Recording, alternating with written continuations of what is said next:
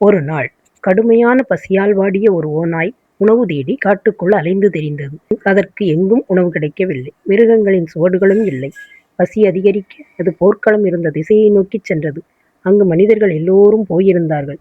சேனைகள் விட்டுச் சென்ற அடையாளங்கள் மட்டுமே அந்த நிலத்தில் சிதறிக் கிடந்தன. அந்த வெறிச்சோடிய இடத்தில் ஒரு பெரிய முரசு மட்டும் ஒரு மரத்தின் அருகே தனியாக நின்றது. அப்போது காற்று பலமாக வீசியது. மரக்கிளைகள் ஆடி அந்த முரசை தட்டியது. தம் தம் என்று பெரும் ஓசை எழுந்தது.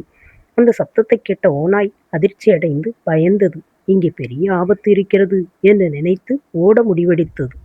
சில தூரம் சென்றதும் அது நின்றது. உண்மையிலேயே இது ஆபத்தா என்று யோசிக்கத் தொடங்கியது. துணிச்சலுடன் திரும்பி வந்து முரசின் அருகில் சென்றது. அப்போதுதான் அந்த சத்தம் காற்றால் வந்தது என்று புரிந்தது. முரசின் அருகே மனிதர்கள் விட்டுச் சென்ற உணவு கிடந்தது. பசியுடன் இருந்த ஓநாய் மகிழ்ச்சியுடன் உணவை உண்டது. அன்று ஓநாய் ஒன்றை கற்றுக்கொண்டது. அறியாமல் பயந்து ஓட வேண்டாம். ஆராய்ந்து செயல்பட்டால் பயம் தீரும், பலனும் கிடைக்கும்.